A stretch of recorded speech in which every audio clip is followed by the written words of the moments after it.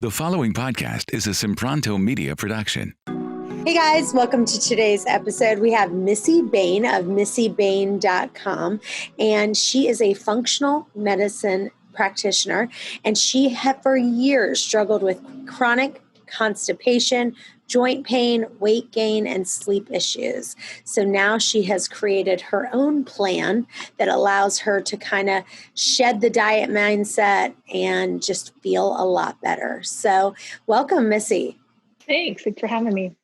So tell us a little bit about your struggle. Like it's funny because I would say those things are questions we get all the time: chronic constipation, joint pain, and weight gain. What are the things that you had to do in your own life that had to get rid of that constipation, joint pain, and weight gain? Well, honestly, I had to hit rock bottom because up until that point, I thought it was all normal. I was hearing in the world of media that as you age, things fall apart. And so at the age of, 30, I thought all of these things were sort of normal and I just had to figure out how to deal with it. And then my rock bottom came in 2012 when I had a pretty bad back injury and ended up on muscle relaxers in the bed. And I was just sick and tired of being sick and tired. And I called my husband and I said, if Amex calls, the credit card hasn't been stolen, I'm figuring this out right now. And I ordered books and shakes and plans and all these different diets and all the things. And I was like, I'm getting to the bottom of this, because for years I've been going to my doctor every year for my checkup and say, I'm constipated. I do not go to the bathroom ever since I had a baby in 1995. And he would say, oh, try this laxative. And then he would say, well, try, this type of fiber or whatever it might be. And I knew that wasn't my issue. Like, intellectually, I knew there was something going on in my body. And so once I kind of got all of the supplements and all of the things, I started making changes to my diet and just kind of lifestyle changes. And then all of a sudden things kind of reversed. And what I realized was that I was gluten and dairy sensitive. And so the muffins and the cereals that I would eat in the morning would just completely kind of clog me up. And that was just an ongoing battle for 15 years. And all of that, sensitivity then kind of cascaded into the joint pain, the sleep issues. And then subsequently, I know the thyroid issues that, down the road, up until probably a year ago, I've been kind of struggling with. So that's what it really took for me, is just to kind of get to the point where I had to figure it out, because nobody really in 2012 was talking about, food sensitivities or gut health or any of the things that now I kind of, deep dive into daily, really. So tell us a little bit about, I know you do some intermittent fasting. So talk about what kind of intermittent fasting schedule you do and what does a typical day look like for you? Yeah, so typically we tend to eat a little later dinner wise. So probably I stop eating around 8 at night. And then most days I typically never eat breakfast unless I'm hungry, and then I will just honor whatever my body is telling me. But for the most part, I don't eat before noon. Most days I eat around 2 o'clock, 3 o'clock. And then I always break my fast with a shake. And that usually includes a protein powder that I love, some vegetables, some fruit, a little bit of fruit, blueberries usually. I throw in collagen, chia seeds, stuff like that. And that's what I always break my fast with, because what I found is when my body is primed and ready to take in nutrition, that's the way that I can really kind of just, get the most nutrition in one solid, meal. And sometimes I'll have a boiled egg, or I'll have some leftovers or some vegetable, like cucumbers, or I don't know, if I'm still hungry, I'll munch, but otherwise I usually will wait until dinner and have just a couple of meals a day. Okay. So you're starting your eating window either starting at 12 and then end at 8, or starting at 2 and end at 8. So either a 6-hour eating window or 8-hour eating window. And then you're breaking your fast with a smoothie with protein to kind of, so that's kind of, is that your daily habits that you kind of do? That's my daily habit. Yeah. And I'm not real structured. Like I do feel better when I go, closer to 18 to 20 hours. But again, if I'm hungry, or maybe I didn't sleep well the night before, or I'm stressed, sometimes that will trigger me wanting to eat a little bit, break my fast a little earlier. But for the most part, my happy place is around the 18-hour mark. Me too. And I want to really dive into this because I call it flexible intermittent fasting. And I get annoyed when people get so crazy about it because then they're not listening to their body. So it's not like, so for me, like, I'll give you an example. Last night, I knew we were going to have a late dinner, and I never eat a late dinner. I almost always start my eating window at 12 and then I end at 6. That's kind of my routine, but we weren't even going out to dinner until 7. So I knew, but it was with a large group of friends, and I knew like everyone's going to be late. And by the time we order, so I actually didn't start my eating window until 3, knowing that I was going to have kind of a later night, but I wasn't even that hungry anyway. So it just kind of worked out. But again, it's very flexible. Every day is flexible, and I'm really paying attention to, am I physically hungry? So talk a little bit about that, of how you are determining, how flexible are you? Is it, I think it's a balance, right? Because it's a balance between, I'm such a routine person. I do the same thing every day. That's why most days I'm at 12 to 6, but I'm also very flexible. Can you talk about that fine dance that you need to do? Yeah. And I'll tell you, it was a long time coming. So if anybody listening is like, oh, I want to get to that point, just to be patient with yourself and give yourself grace around the fact that your body it may take time for your body to sort of figure out what your new routine is, but it will get there. Because I will say one of the biggest things that intermittent fasting has done for me is the food freedom component. Like, I never really thought I was an emotional eater, but then once I started intermittent fasting and really doing it extended fast, I realized how powerful it was for me emotionally to feel like I had control over the food instead of the food having control over me. And that was a really big eye opener for me. And what I tell my clients is, look, there's no fasting police that are going to knock on your door and say, you didn't do it right, girl. You're kicked out of the club. Like, you really do need to pay attention because, for years I was that hangry, like, eat the carbs for breakfast, crash around 11, have a snack, have some carbs at lunch, crash around 3, have some caffeine, like I did that like roller coaster, that blood sugar insulin roller coaster for years. In fact, my family would carry around snacks with us when we would be out and about, in life, because they were like, oh gosh, she's going to get hangry and somebody needs to throw her a snack. And so that has been one of the most important keys for me, is to really develop that metabolic flexibility. And be able to say, I feel a little lightheaded, or I'm getting a little bit of a headache, and a lot of times, honestly, I haven't had the water. I haven't, maybe I haven't, done some electrolytes in a few days, or I just haven't really, my self-care has been a little bit off. Because typically I feel really good until about 3 o'clock.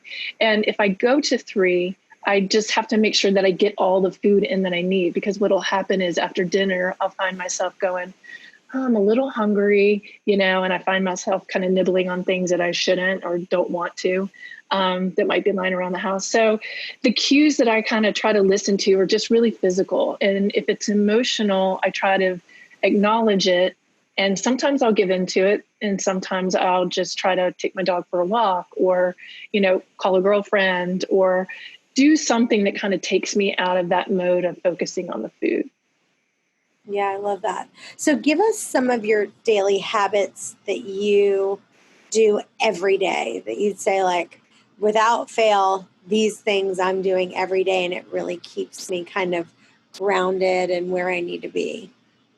Well, I've finally gotten back into a workout routine, which had been kind of like, willy-nilly for a while. So some type of exercise in the morning, whether even if it's just going for a long walk, I have to at least kind of get out of my head for a little bit as soon as I wake up, get grounded. Water, tons of water first thing, is always a must for me. I'd like to do some type of meditation, journaling, prayer, something that kind of gets my day started on a positive note. I don't always do that. Sometimes I kind of get going and let that kind of slide.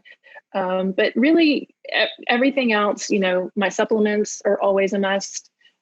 Sleep is a must. I usually try to get in bed at the latest by 11. Usually it's lights out at 10:30. And so, otherwise I'm not a super strict, rigid, scheduled person, which I need to be probably a little bit more. But just as far as self-care goes, I take a bath most nights. I have scoliosis that affects kind of my back. That as I've aged, I have to give it a little more love. So Epsom salt bath most nights is kind of in my self-care routine. I try to do castor oil packs at least, once a week, every couple of weeks, coffee enemas, maybe once a month. So I have a lot of stuff that I kind of like come and go with throughout the month that I just kind of mentally keep an eye on or try to keep on my radar, but nothing that I'm super rigid about other than, making sure I stay hydrated through the day. Yeah, I do a castor oil pack at least 5 nights a week. So Oh, wow. definitely, if you guys go to chantelrayway.com/castor oil, I have some great videos on how I do the castor oil. And it's a little bit of a science, but the thing is that when you look at it, I actually am probably putting, because a lot of people say, okay, put 1 tablespoon or 2 tablespoons.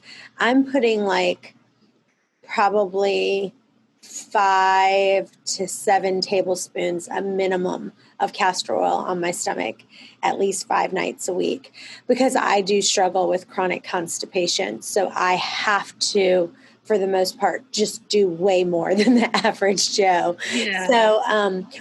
So first I want to hear your kind of castor oil routine. How much castor oil do you do? And then I want to hear what is kind of the biggest game changers for that chronic constipation. So castor oil, I probably don't do that much, but now that you're saying that, I probably should think about maybe cranking that up a little bit. Cause what does it hurt? If nothing else, it's good for your skin and it's pulling out so many toxins. It can't hurt a thing. So I'm going to steal that. But I usually do that in the evening after dinner. I kind of like to find a quiet place to, just kind of chill out. Sometimes I'll listen to music. Sometimes I'll turn on a Netflix show, or sometimes I'll just read. But it's just a really nice way to end the day. So that's sort of the way I like to do things. In fact, I love castor oil on my skin after my bath some days too. It takes a little while to sink in, so I don't always do that. But, and then for the constipation, really the game changer for me was taking gluten and dairy out. I get a little cocky every now and then when things are good, and I'll start to there's one place I can eat their gluten pizza because it's so good.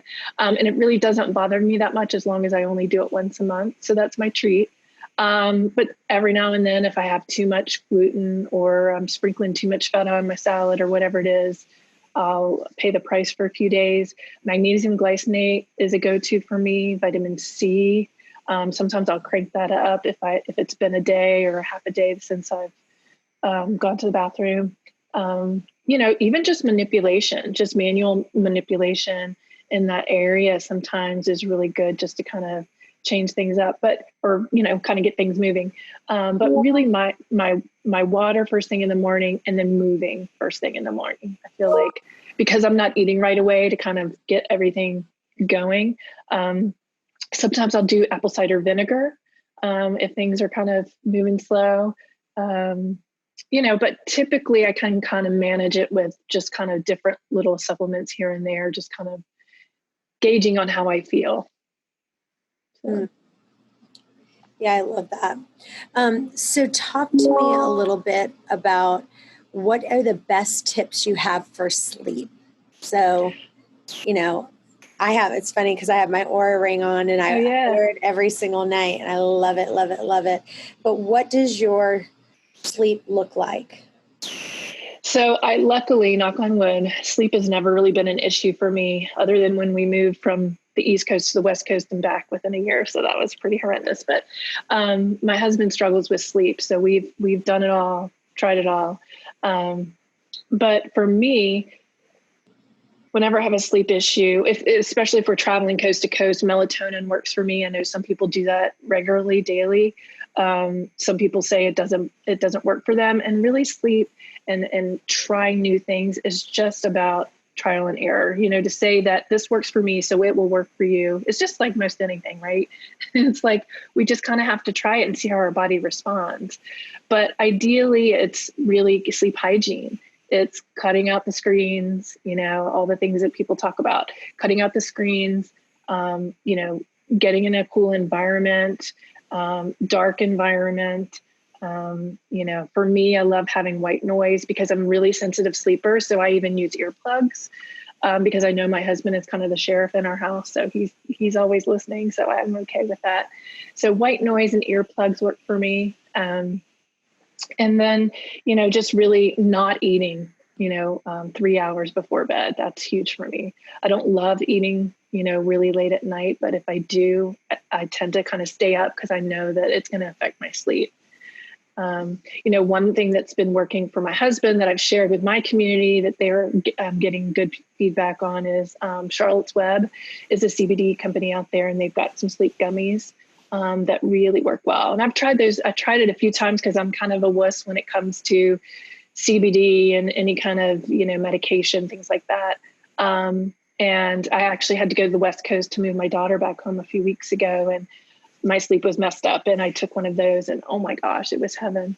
Everybody kind of has their thing that works for them, but I'm a big fan of CBD on so many levels, anxiety and sleep, and just, my pet, we give it to our pet who's a anxious little traveler. So it works for her. But, I'm very blessed to say that sleep has never been a real problem for me. And let's talk a little bit about hormones, because I know you really specialize in kind of correcting people's hormones. So if someone came to you, what would be your first step? So what would be what would be some of the tests that you would take to check their hormones? What would be the top things? And what do you see are some of the natural fixes that you've helped people with? Well, really where I start is I do a pretty in-depth health history. And so before we even talk about testing, I'm going to go through kind of some of the lifestyle things, because I know from personal experience, food sensitivities and stress are two huge things that will negatively impact hormones that you can test all you want, and we can, see where your estrogen levels are and where your cortisol is. But if we don't have a plan in place to start making shifts around those things, then we're kind of wasting our time a little bit. Because, when cortisol is raised, when we're stressed all the time, the body is in fight or flight, and it's trying to protect us. And so it's kind of forgetting about hormones for a minute. So it's why, I remember when we were kind of in the baby years, I had two friends that were trying to get pregnant. They were going through all of the really stressful kind of processes to get pregnant. And both of them at different times and different stages, kind of threw in the towel. It wasn't working. They kind of tapped out of, finances and started the adoption process. And as soon as they started the adoption process, they both got pregnant. And I have to, just speaking non-medically, to me, that says, they were in fight or flight. They were stressed beyond belief. And when they finally said, you know what, I'm not trying to get pregnant now, we're letting go of that, and, we're going to adopt, and the stress hormones came down, that their body went back to its natural process of fertility, because our bodies want to get pregnant every month, right, as we're cycling. And so it went back to that natural process, and they were able to conceive. And so, if our body is kind of put everything on hold and said, you know what, she's in danger, I got to keep her alive right now, it's going to kind of ignore everything else. It's just like immunity right now. It's on the radar. It's like, well, if our body is over here taking care of food sensitivities and, stress and all of the other things, our immune system is compromised because it's trying to keep us alive in other places, right? So really I focus there. That's a big part of it. And I try to kind of peel back some layers of what's going on underneath that. And sometimes it's just life. Sometimes it's just not having a way to manage the stress, and so it's multifaceted. At the same time, I'll either look at previous lab work A lot of clients will have labs that they'll bring to me. And then sometimes we'll go down a path of some functional testing, like a Dutch hormone test. Maybe we'll, do some thyroid testing, because a lot of doctors don't want to do comprehensive thyroid panels. They'll just do kind of the basics. So it really kind of depends on where they are perimenopausal wise, or if they're menopausal. So there's a lot of factors. So there's no real, kind of starting point for everyone. Hey guys, one of the things that will take your weight loss to the next level is coaching. You can either work one-on-one with me or one of our certified private coaches. If you'd like, you can schedule your free call. It's a 10-minute strategy call just to see if coaching is going to really take you to the next level. Don't just take my word for it. Listen to this recent review a happy coaching client sent in. Thanks so much for your help and guidance. I never could have done it without you. The other thing is listening to the audiobook. Listening to the audiobook and getting the video course that I've done. People are seeing dramatic results. If you just listen to the audiobook 30 minutes a day over and over and over again and get the video course, go to chantelrayway.com and check out the video course. You won't be sorry you did. Yeah, I love that. Anything else that you feel like has been kind of a game changer for you as far as kind of taking your health to the next level? Yeah, for me, it's been educating myself and really understanding what's happening in my body. I think we all kind of get into this at different points of our life, whether it's, whether it's our health or maybe something else is. We kind of give our power over to somebody else and say, fix this for me, do this for me.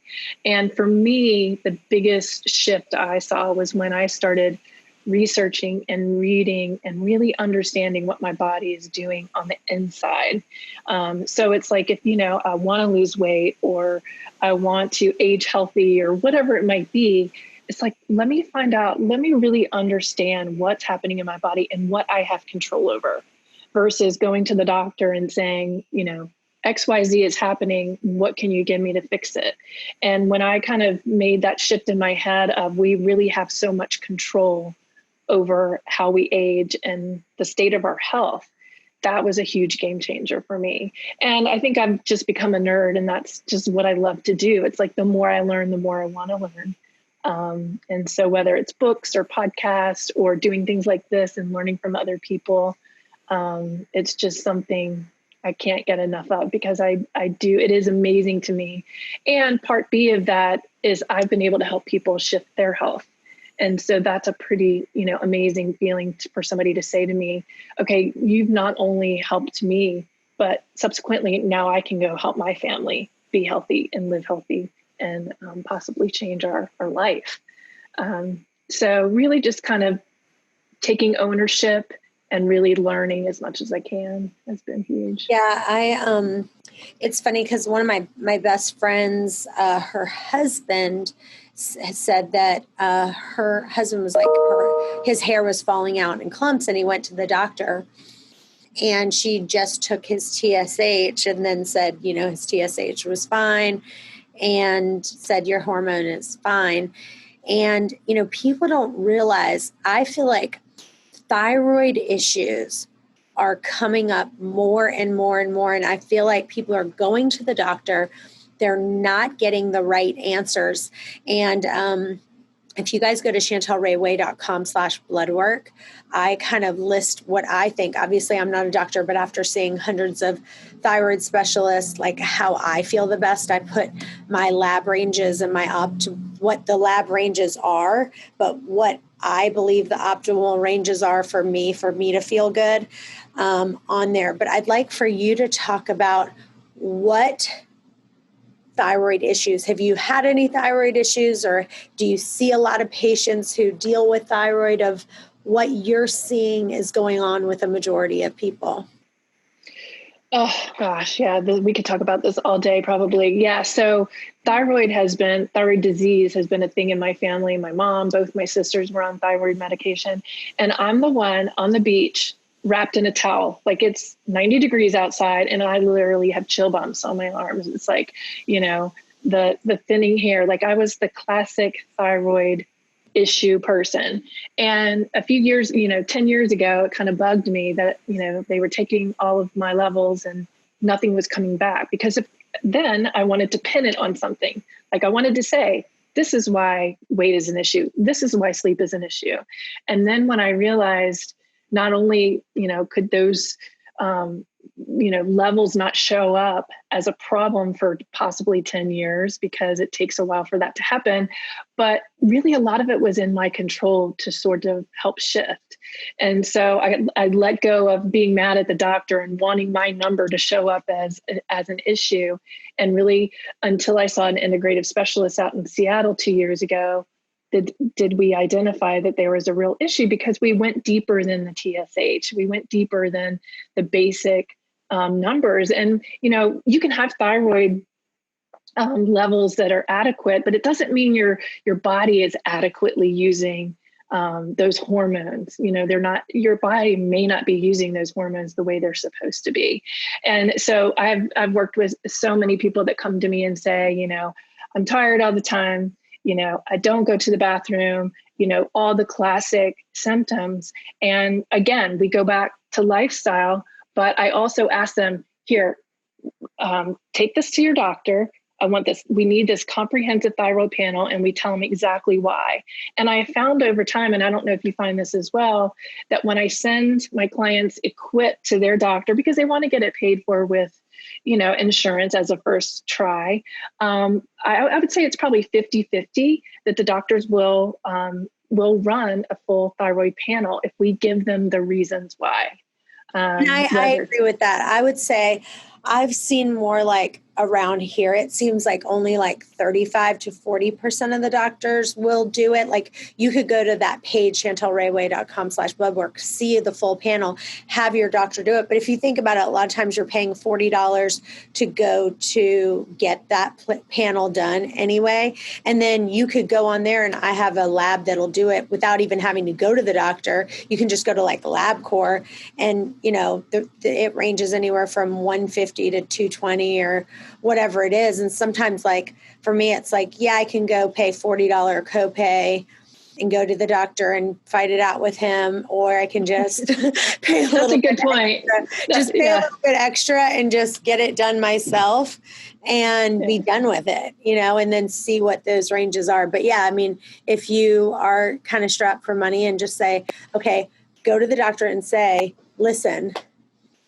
this is what I heard I need to take, and can you run these labs for me? And just smile real sweet, I guess. Otherwise, exactly. They do the TSH. Yeah. So, we usually do that. And a lot of times those clients are going back to the doctor potentially for other reasons, whether it's checkups or different, issues or whatever it might be. But yeah, that's a really good point. I need to kind of remember that as well. But yeah, I mean, I wouldn't say, it's hard to know for me personally, like how much of my thyroid was an issue for me and how much was stress and just imbalanced, sex hormones, because over time I lived a big part of my life under a lot of stress. And I think that was what, kind of was the whammy for me as I was aging, is my body was compensating for all the stress and everything that I was putting it through. And there comes a time where your body just says, you know what, time out, girl, I'm done taking care of you. Like, I'm exhausted. And honestly, looking back, I'm very grateful that didn't turn out in some way of autoimmunity or other chronic disease, because the way that I kind of treated my body for a long time, it's a miracle that, I'm not facing that, but it was just probably 3 or 4 years of some pretty, gnarly hormone issues that I've slowly started, resolving. So. Hey guys, I wanted to tell you I'm offering a free weight loss virtual Bible study. Now is the perfect time to focus on understanding true hunger and fullness and learn what the Bible has to say about it. All you have to do is go to chantelrayway.com/Bible study. After you sign up, you'll receive a 6-week Bible study video that you can watch on your own, or you can get a small group of people and do it together. That's chantelrayway.com/Bible study for your free 6-week Bible study course. All right, well, I have a question that someone asked us, Sarah in Columbus, Georgia. Chantel, I love your podcast and listen to them every day while I'm walking my dogs, which is a really good tip to be getting out there and doing. Like, if you're walking anyway, might as well be listening to a podcast and, stimulating your mind and your body physically. She said, you and your guests frequently mention how bad birth control is due to the synthetic hormones. I would like to stop taking the pill, but need to know what other effective and safe birth control methods would be first. Is the copper IUD the way to go? Sarah in Columbus, Georgia. Hey, Sarah. So I'll give you my kind of take on birth control. And this is literally, I haven't been on birth control in a lot of years. But I do have a 23-year-old daughter and I have a 19-year-old daughter. And my 23-year-old has kind of the super sensitive body that I had. I went off of birth control and got pregnant with my first child a year after I got married, because I was sitting on the end of the bed on Christmas Eve crying. And I was like, I looked at my husband, I said, I'm the happiest I've ever been, but why do I feel like a crazy person? And so I went off birth control and within 9 months I was pregnant. So anyway, I don't have a lot of personal experience, but I'll tell you what the research that I've done along with my daughter has been, when you go on a synthetic birth control, it takes over your body doing what it naturally does in its normal cycle. So we cycle with the moon naturally, ancestrally. That's why, women came together certain times of the month because they were all bleeding. And, it's just kind of the way we evolved as humans. But when we stepped in and started kind of taking over that process, these synthetic hormones kind of stop that brain and body connection. And so, that's one thing that I told my younger daughter, because she has some PMS and she was like, I want to go on birth control. And I'm like, okay, but I just want to plant the seed of, when you're ready to have a baby and you go off of the birth control, you've got to take some time and help reconnect your body talking to itself, your brain and your sex hormones talking to each other, because they disconnect, and so that's the thing that worries me with her going on birth control at a young age, because I feel like if she were a little older, maybe her body has had that time to sort of go through multiple cycles and kind of understand what it's supposed to do. And so with my younger daughter, she was very much like me.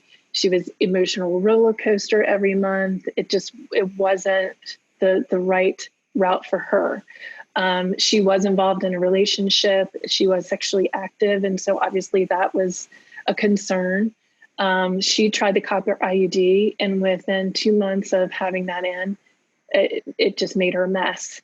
And it's probably taken her about 4 or 5 months to kind of regulate her period and kind of get over some of the residual side effects that she had from that. Now, that's not to say that's the case for everyone.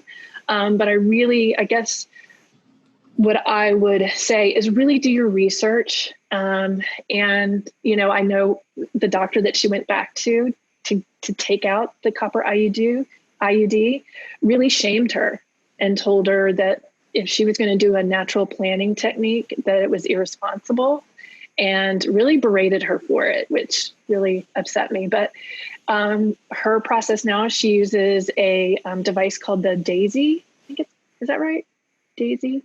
And it basically, you take your temperature, and every morning, and it's kind of a natural planning.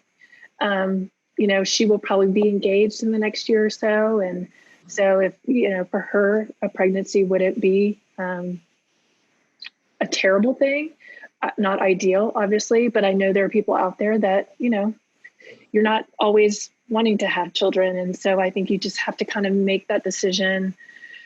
It's a very personal decision. And I think there's a lot of really smart doctors out there that can really guide you through kind of making those decisions and really knowing sort of what the physical implications are of, the birth control pill and an IUD. Yeah, I agree with you. I would say the only thing that I personally would do would be the calendar method, which the calendar method works by abstaining sex in the fertile window, which is basically calculated by the average cycle length and predicting when you're most fertile. And yeah, you're right. There's an app called Daisy. It's DAYSY. And it's basically your own personal fertility tracker. And it lets you know when it just records your own menstrual cycle. And by looking at your temperature, and it can calculate your fertile window. I think it's, to me, that's really the best option. Obviously, you have the condom, right? It's an oldie but goodie, but you could use the good old condom method. But I've heard negative things as well about the copper IUD. I don't know enough about it, but what I have heard, I haven't heard good things about it. So I'd be very skeptical on that. Have you heard anything else besides the calendar method or using like a Daisy app or anything like that is a good? So is that what your daughter did? She just did the Daisy and the calendar method?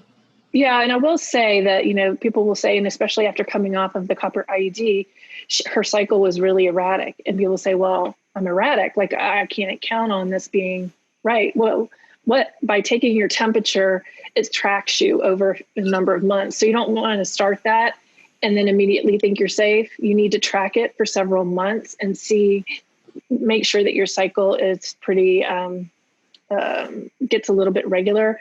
Although I guess it's based on your temperature, right? So if your temperature raises when you ovulate. But what was my point? There are some other methods out there, nothing that she was, really thinking was a good resolution for her. And I will say there are doctors out there that will listen and help you make decisions. That was not her experience where we are. And we've seen some pretty phenomenal practitioners. They just weren't obstetricians, gynecologists that were open-minded to other things. So just really do your research and make that decision, I think. Yeah. And, what they say is that your basal body temperature is, if you say, let's say it was 97 to 97 degrees before ovulation, and then maybe your basal body temperature increased from like 97.6 to 98.6 on the days after ovulation. And so that increase in temperature lasts several days, and that's called your luteal phase. And so your most fertile days are 2 to 3 days before your basal body temperature rises. So, I think there's so many things that tracking your temperature can do. One of the things is checking your thyroid. So I need to do a whole episode just on that, on how you can check your temperature to see if your thyroid is functioning. That would be awesome. Well, and not only that, are you tapping into kind of what your fertility is doing, but I think long-term, your body, like it really helps you trust and just sort of really understand what's going on in your body, because I think we can become very disconnected from our bodies. And over time, as especially as you age and some of those perimenopausal symptoms start to kick in, it can become one of those things where you feel like your body is sort of betraying you instead of kind of going inward and like honoring sort of all the things that your body does for you. I don't know. I think there's something really valuable to tracking your cycle and really understanding and kind of honoring what's going on inside, Yeah, it really is.